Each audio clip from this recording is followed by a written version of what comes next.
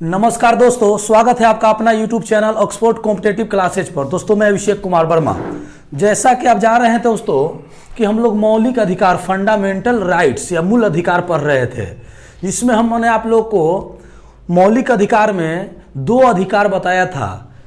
एक अधिकार था समता एवं समानता जो अनुच्छेद 14 से 18 तक था, और दूसरा बताया था स्वतंत्रता का अधिकार जो 19 से 22 तक था। और 19 में भी प्रकार थे, 19 का A, B, C, D मैंने पिछले वीडियो में बता दिया है। और 21, 20, 21, 22 किस तरह से क्या है उसमें मैंने बताया था। आज दोस्तों हम लोग देखेंगे, उसको ही कंटिन्यू करेंगे और आगे देखेंगे कि पॉइंट नंबर 3 यानी जो तीसरा नंबर है अधिकार में, मौलिक अधिकार का तीसरा नंबर, वो शोषण के विरुद्ध अधिकार। कहने का मतलब है दोस्तों कि शोषण के विरुद्ध अधिकार किसमें है? 3 में है। और इसका चर्चा किस अनुच्छेद में है दोस्तों? तो 23 और 24। तो हम लोग देखेंगे दोस्तों कि शोषण के विरुद्ध अधिकार, तो कहने का मतलब है कि आपका कोई शोषण नहीं करेगा, आपको अधिकार है कि आपका कोई शोषण नहीं करेगा। फिर भी उसमें 23 और 24 अनुच्छेद क्या है, तो उसके बारे में हम लोग देख ले कि अनुच्छेद 23 और अनुच्छेद 24 क्या है। चलिए दोस्तों, कह रहा है पहला, इसमें देखिएगा 23 में कह रहा है दोस्तों कि बलात् श्रम का निषेध। समझिएगा, अनुच्छेद 23 क्या कह रहा है दोस्तों कि बलात् श्रम निषेध। समझिएगा, बलात् श्रम निषेध। आपसे क्वेश्चन एग्जाम में डायरेक्ट ऐसे पूछेगा कि बलात् श्रम निषेध किस अनुच्छेद में? अनुच्छेद 23। अच्छा, बलात् श्रम निषेध होता क्या है, तो इसके बारे में आप जान लीजिए। करा कि दोस्तों कोई भी व्यक्ति को, जो राज्य है वो कोई भी व्यक्ति को बरियरी जबरदस्ती कोई कार्य नहीं करा सकता है। कहने का मतलब समझे दोस्तों क्या कह रहा है? फिर से मैं रिवीजन करता हूं। कह रहा है कि किसी भी व्यक्ति को आप जबरदस्ती कोई कार्य नहीं करा सकते हैं। फिर कह रहा है दोस्तों कि कोई व्यक्ति को खरीद बिक्री नहीं होगा, किसी आदमी को खरीद बिक्री नहीं होगा। फिर कह रहा है कि कोई बेगारी वाला काम नहीं करेगा। बेगारी वाला काम करने मतलब उसको कार्य कर रहा है, उसको पैसा नहीं मिल रहा है, तो वो फ्री में क्यों खटे, उसको भोजन भी नहीं मिल रहा है, तो ऐसा कार्य नहीं करेगा, यानी उसको आप जबरदस्ती नहीं करा सकते हैं। तो यही है दोस्तों बलात् श्रम। तो कहने का मतलब समझ गए दोस्तों कि बलात् श्रम क्या है, यानी इसके द्वारा, इस अनुच्छेद के द्वारा किसी व्यक्ति का खरीद बिक्री नहीं होगा, कोई बेगारी कार्य नहीं करेगा, जबरदस्ती किसी को हम काम नहीं करा सकते हैं। यानी टोटल मनुष्य, टोटल मानव का बात हो रहा है। किसी भी व्यक्ति को आप बलात् श्रम निषेध है, यानी कोई जबरदस्ती कार्य नहीं करा सकते हैं। यही है दोस्तों अनुच्छेद 23 में। चलिए अनुच्छेद 23 हम लोग देख लिए दोस्तों। अब इसका अपवाद एक है। अपवाद क्या है दोस्तों कि कहता है कि भारत सरकार अगर वैसा सामाजिक अगर कोई कार्य है तो वो आपसे करवा सकता है। समझ गए दोस्तों? तो एक अपवाद पॉइंट याद रखिएगा कि भारत सरकार जो है अगर आपसे चाहे तो सार्वजनिक सेवा के रूप में, सामाजिक कार्य के रूप में आपसे कार्य करवा सकता है। चलिए आगे है दोस्तों अनुच्छेद 24। अनुच्छेद 24 क्या करा है दोस्तों? समझ लीजिएगा, ये बच्चों से है। ये किससे है दोस्तों? बच्चों से है। कह रहा है कि 14 वर्ष से कम, समझिएगा 14 वर्ष से कम, 14 वर्ष से कम बच्चों को आप कल कारखाने में कार्य नहीं करा सकते हैं। या ऐसे कहें कि 14 वर्ष से कम बच्चों को कोई भी जोखिम वाला काम, जो रिस्क वाला काम है, जो दुर्घटना हो सकता है, वैसा कार्य नहीं करेगा। तो वही है दोस्तों अनुच्छेद 24 कि 14 वर्ष से कम बच्चों को आप किसी कारखाना में कार्य नहीं करा सकते हैं, कोई जोखिम वाला कार्य आप नहीं करा सकते हैं। तो दोस्तों आप देख लिए कि शोषण के विरुद्ध अधिकार जो है उसमें अनुच्छेद 23 क्या था और अनुच्छेद 24 क्या था। अब दोस्तों हम बढ़ते हैं धार्मिक स्वतंत्रता का अधिकार, जो अनुच्छेद 25 से 28 तक है। चलिए तो इसको नोट कीजिएगा दोस्तों, मैं ऊपर वाला पार्ट मिटाता हूं।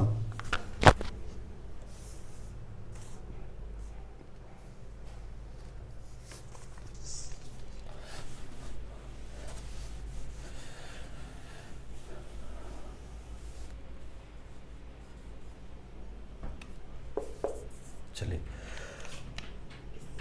धार्मिक स्वतंत्रता का अधिकार में कह रहा है दोस्तों कि 25 से 28 तक है, जिसमें 25 अनुच्छेद क्या है समझिएगा।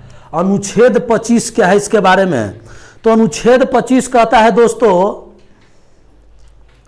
कि कोई भी व्यक्ति, समझिएगा, कोई भी व्यक्ति किसी भी धर्म को मान सकता है, उसका प्रचार प्रसार कर सकता है। तो अनुच्छेद 25 में बोला है दोस्तों कि आप जानते हैं कि हम लोग का देश जो है धर्मनिरपेक्ष है। धर्मनिरपेक्ष का मतलब क्या है दोस्तों, कि कोई भी व्यक्ति कोई भी धर्म मान सकता है और अपने धर्म का प्रचार प्रसार कर सकता है। तो किस अनुच्छेद में है दोस्तों, अनुच्छेद 25।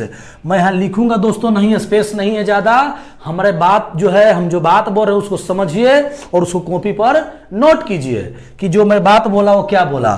तो अनुच्छेद 25 में क्या है दोस्तों कि किसी भी व्यक्ति को कोई धर्म मानने के लिए बाध्य नहीं है, वो स्वतंत्र है, कोई भी धर्म मान सकता है और अपना प्रचार प्रसार कर सकता है। तो अनुच्छेद 25 में यही है दोस्तों कि कोई भी धर्म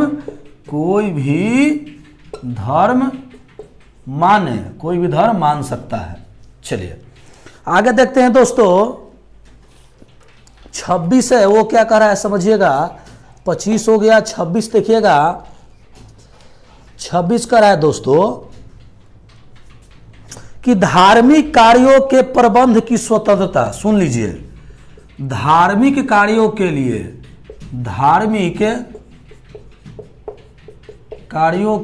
प्रबंध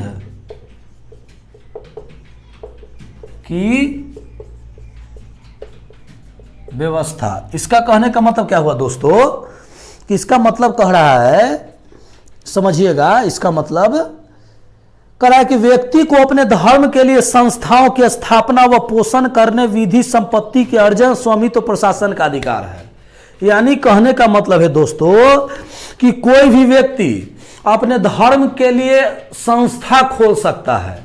आप जानते हैं कि हिंदू धर्म का अलग संस्था है, मुस्लिम धर्म का अलग है, ईसाई का अलग है, सिख का अलग है, हर धर्म का अपना अलग अलग संस्था होता है। तो वही कह रहा है दोस्तों कि धार्मिक कार्यों के लिए प्रबंध की व्यवस्था, यानी अपना अलग अलग प्रबंध कर सकता है। तो इसमें संस्थाओं खोलने से संबंधित बात है दोस्तों। तो किसमें दोस्तों, अनुच्छेद 26 में।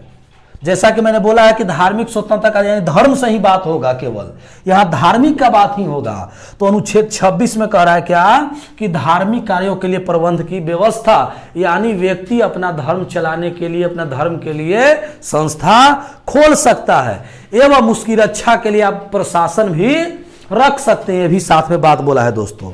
तो हम समझ गए दोस्तों अनुच्छेद 26 क्या है। 27 देखिएगा क्या कर रहा है।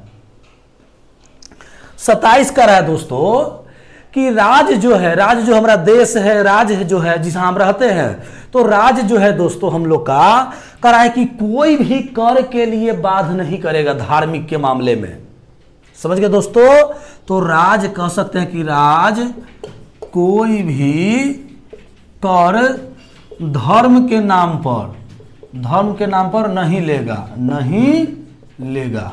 तो समझ गए दोस्तों, कोई भी व्यक्ति से सरकार ये नहीं कहेगी कि हम एक टैक्स लगा रहे हैं धर्म के नाम पर, ऐसा नहीं है दोस्तों। धर्म के नाम पर सरकार आपसे कोई कर टैक्स नहीं लेती है। तो आप देखते होंगे दोस्तों, जितने भी पैसा अर्जन होता है पूजा पाठ से, आपसे सरकार कोई नहीं लेती है। तो आप देख रहे हैं जिस तरह से कि सरकार, क्या हमने बोला कि सरकार कोई भी आपसे, राज्य कोई भी आपसे कर नहीं लेगा। किसके मामले में, तो धर्म के मामले में। तो यही है दोस्तों अनुच्छेद 27। तो समझ गए दोस्तों अनुच्छेद 27 क्या है। चलिए आगे पढ़ते हैं दोस्तों अनुच्छेद 28। अनुच्छेद 28 क्या है दोस्तों, इसको मैं ऊपर लिख दूंगा दोस्तों, जो है संस्कृति शिक्षा में ऊपर लिख दूंगा। चलिए अनुच्छेद 28 क्या कर रहा है समझिएगा। अनुच्छेद 28। अनुच्छेद 28 कहता है दोस्तों कि राज्य विधि से पूर्णतः पोषित किसी भी शिक्षा संस्था को कोई धार्मिक शिक्षा नहीं दी जाएगी।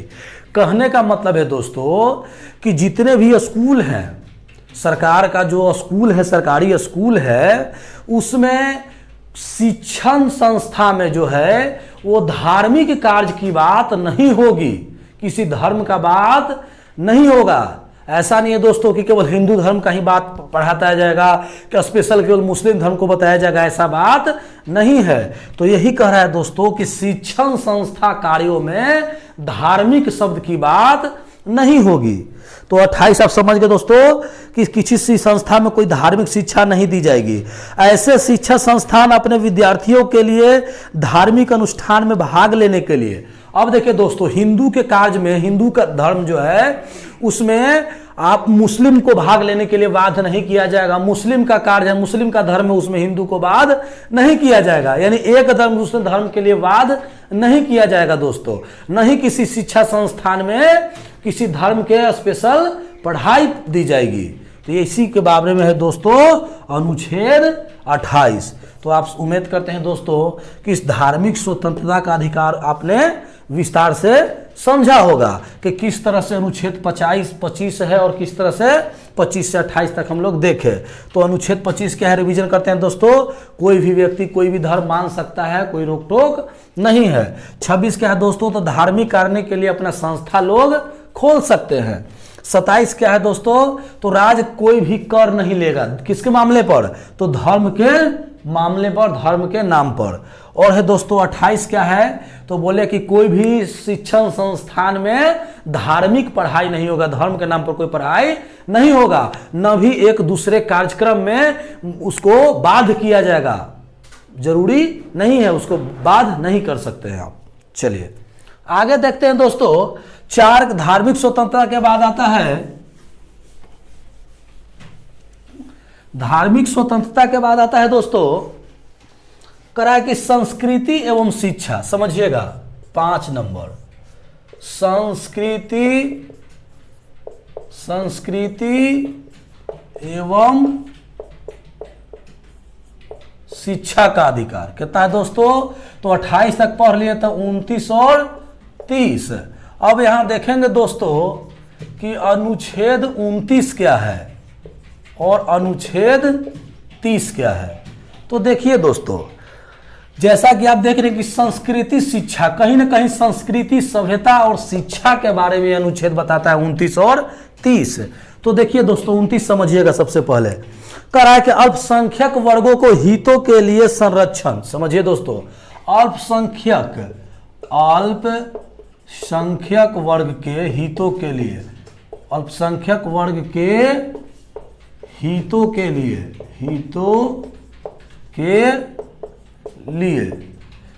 अल्पसंख्यक किसे बोलते हैं दोस्तों, अल्पसंख्यक उसे कहते हैं जिसकी संख्या कम हो। तो आप समझ सकते हैं कि हम लोग के देश में किसकी संख्या कम है।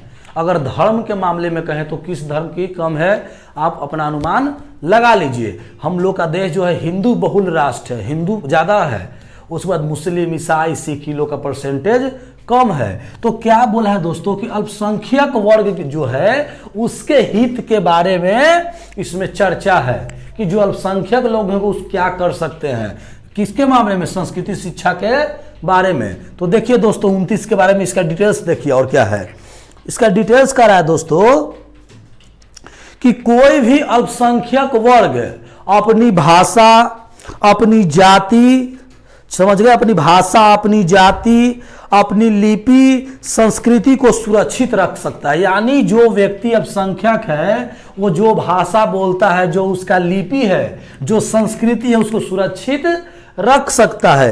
एवं साथ ही साथ एक बात बोला है दोस्तों, एवं भाषा जाति के नाम पर उसको किसी भी सरकारी शैक्षिक संस्था में प्रवेश से नहीं रोका जा सकता है। समझ गए दोस्तों, इसका कहने का मतलब है कि कोई भी शिक्षा संस्था जो होगा उसमें प्रवेश से नहीं रोका जाएगा। ऐसा नहीं है दोस्तों, आप कल्पना कीजिए, आप जिस कॉलेज में जाते हैं पढ़ने के लिए दोस्तों, क्या वो कॉलेज में केवल आप ही धर्म के, आप ही जाति के लोग रहते हैं क्या? आप जिस स्कूल या जिस ट्यूशन में जाते हैं, क्या आप ही के जाति के लोग रहते हैं केवल? क्या कोई दूसरे धर्म के लोग नहीं पढ़ते हैं? क्या दूसरे जाति के लोग नहीं पढ़ते हैं? पढ़ते हैं ना। तो समझ गए मेरा कहने का मतलब बात दोस्तों, कि अल्पसंख्यक यानी जिसकी संख्या देश में कम हो वो भी शिक्षण संस्था में भाग ले सकते हैं अपनी भाषा अपने लिपि के अनुसार। उसमें कोई रोक टोक नहीं है, उसमें कोई बाध नहीं है, उसको रोकेगा नहीं कोई कि हाँ आप यहाँ नहीं पढ़ सकते हैं। आप जिस देखते होंगे कि जिस कॉलेज में आप जाते हैं उस कॉलेज का में सब बच्चे पढ़ते हैं, चाहे किसी भी धर्म का किसी का भी जाति को। हाँ दोस्तों, एक बात अलग है कि अपने धर्म के बढ़ाने के लिए लोग स्पेशल संस्था खोलता है। जैसे हिंदू के लिए हिंदू विश्वविद्यालय है, मुस्लिम के लिए मदरसा है, ऐसा है ना, फिर इस्लामिया जामिलिया कुछ कॉलेज करके है, तो इस तरह अलग बात है।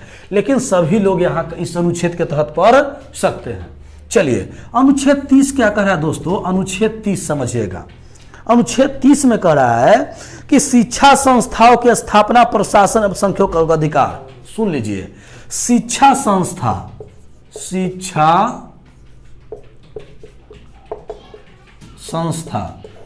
एक कहने का मतलब क्या हुआ दोस्तों? शिक्षा संस्था यानी अभी जो मैंने थोड़ा देर पहले बात बोला दोस्तों, कि अगर जो अल्पसंख्यक वर्ग के लोग हैं अब वो चाह रहे हैं कि हम लोग अलग अपना संस्था खोल के शिक्षा ग्रहण करवाएं करें, तो कर सकते हैं। उसको सरकार उसको छूट देगी, उसको जो है जितने भी अनुदान देती है सरकार वो देगी, कोई भेदभाव नहीं करेगी कि आप अल्पसंख्यक है तो आपको राशि नहीं मिलेगा, आपको राशि सरकार देगी, राज देगी। तो दोस्तों आप समझ गए क्या है कि अल्पसंख्यक वर्ग भी अपना शिक्षण संस्थान खोल सकता है और अपना पढ़ाई कर सकता है, करवा सकता है, और सरकार उसको अनुदान देने में कोई भी कोताही नहीं करेगी। समझ गए दोस्तों? तो यही है दोस्तों अनुच्छेद आपका 30। कोई भी अल्पसंख्यक वर्ग अपने पसंद की शैक्षिक संस्था चला सकता है और सरकार उसे अनुदान देगी। तो दोस्तों हम लोग संस्कृति एवं शिक्षा का अधिकार में भी देख लिए 29 से 30 कि किस तरह से अल्पसंख्यक वर्ग को हितों की रक्षा के लिए बात कही गई है, और किस तरह से अल्पसंख्यक लोग जिनकी जनसंख्या कम है, जिसकी संख्या कम है, वो भी अपना शिक्षा संस्था चला सकते हैं और सरकार उसको भी प्रोत्साहन राशि या जो ऐसे अनुदान राशि देगी। तो दोस्तों हम लोग अनुच्छेद 29 और 30 भी देख लिए। अब इसके आगे देखते हैं दोस्तों। चलिए तो आगे जो है अधिकार 6 में जो बात कही गई है वो है अधिकार 6। देखिएगा, संवैधानिक उपचारों का अधिकार। दोस्तों ध्यान दीजिए, संवैधानिक, यहां ध्यान देना है, संवैधानिक अधिकारों का अधिकार। समझ लें दोस्तों, संवैधानिक उपचारों का अधिकार।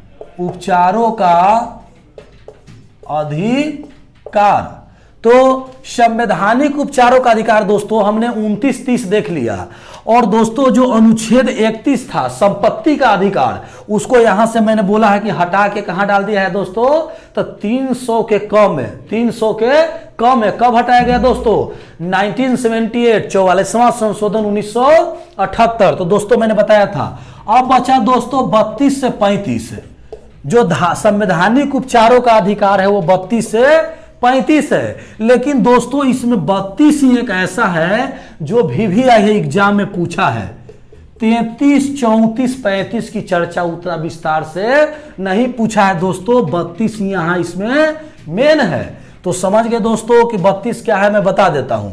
तो संवैधानिक उपचारों का अधिकार जैसा लिखा हुआ है, उपचार मतलब क्या होता है दोस्तों? इलाज। उपचार मतलब दोस्तों इलाज, यानी कहने का मतलब है दोस्तों, सुन लीजिए, कि संवैधानिक उपचार मतलब कोई भी व्यक्ति को अगर अधिकार नहीं मिलता है, अगर उसका अधिकार का हनन होता है, तो आपको पता है कि वह सुप्रीम कोर्ट या हाई कोर्ट का दरवाजा खटखटा सकता है। वो दरवाजा खटखटा सकता है सुप्रीम कोर्ट, हाई कोर्ट में, यानी न्यायालय में जा सकता है। तो मौलिक अधिकार न्यायालय में परिवर्तनीय है। समझ गए दोस्तों?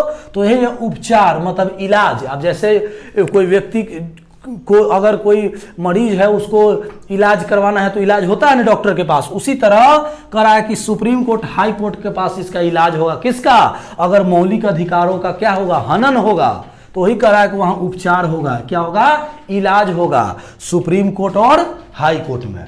अब है दोस्तों इसमें जो है एक बात और ध्यान दीजिएगा, संवैधानिक उपचारों का अधिकार में कि कह रहा है कि इसके अंतर्गत सुन लीजिए 32 में क्या बोले अभी बोलो कि संवैधानिक उपचारों का अधिकार यानी इलाज हो सकता है सुप्रीम कोर्ट हाई कोर्ट में। और एक बात और ध्यान दीजिएगा दोस्तों अनुच्छेद 32 में कि इसके अंतर्गत इसके अंतर्गत मौलिक अधिकारों को प्रवर्तित कराने के लिए समुचित कार्रवाई का उच्चतम न्यायालय आवेदन करने का अधिकार प्रदान किया गया है।